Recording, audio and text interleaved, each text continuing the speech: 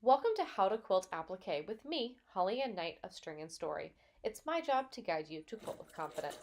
Today I am going to be working on this lovely Christmas tree applique quilt that I received from a client to long arm at my shop. Now, when we are working on applique quilts, there are several major components to consider in our quilting plan. We want to think about the background or negative space of the quilt. We want to think about the sashing, the borders, and of course the applique itself.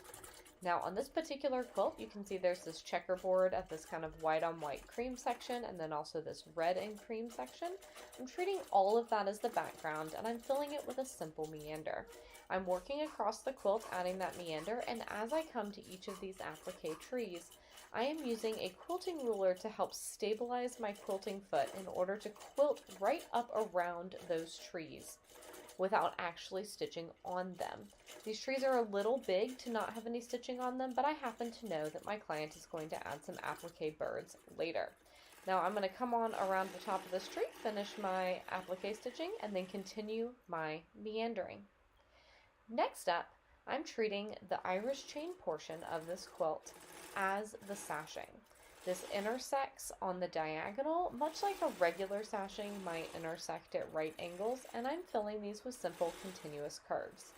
Now I worked these continuous curves in a couple of sections, taking some time before tackling each section to simply trace along with my finger and decide how far I could get without breaking thread, knowing that if I quilted myself into a corner, I would simply stop, break my thread, and pick up where I could. That's one of my favorite things about continuous curves, is that if I nail it and I get it right and trace out that path properly the first time, I won't have any thread breaks. But with just like with other forms of free motion quilting, very worst case scenario, I have a couple of extra threads to bury.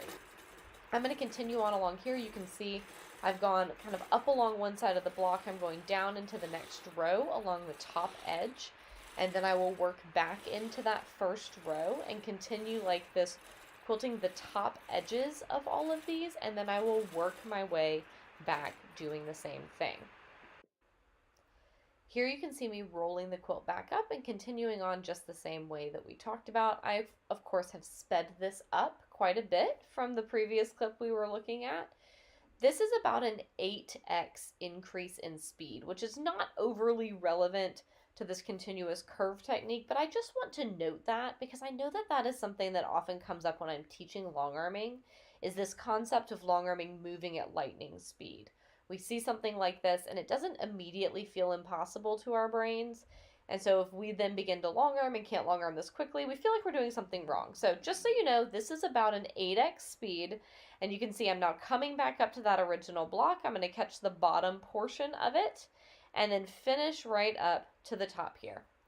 Next up, now that we've quilted our background, our applique, and our sashing, we're going to move on to the border. This quilt has two borders, a thinner inner border and then that wider outer border. We're going to drop some ribbon candy into this thinner border. Notice there's a lot going on with this quilt in terms of texture, these intense red colors. I know that red birds are also going to be added as wool applique in a final step. So a lot of these motifs that I'm choosing are very simple, straightforward, visually familiar motifs. There's nothing too wild happening with this quilting. It is customized. It's going to look really lovely as a result, but no big surprises. We've had a meander and then continuous curves and now these ribbon candies. So I'm going to finish these up and then I will see you in the border.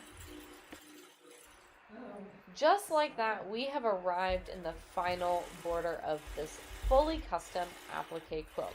You can see that a project that initially might have felt overwhelming or daunting, when we break it down piece by piece, it becomes quite approachable. And here in this solid red outer border, I'm finally adding something a little bit more flamboyant with my quilting.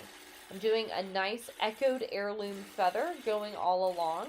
I can do this without breaking thread by first going in a wavy line all the way around the quilt to form the spine, then doing a second pass all the way around for one side of these feather fronds, and then finishing it up on the other side. And just like that, with 4 lovely motifs, we have completed this beautiful quilt. I hope you feel more empowered to quilt your applique quilts after watching this. I would love to see pictures, and don't forget to head to stringandstory.com in order to read more about how to finish your applique quilts and to download free workbooks from our Quilting Rockstar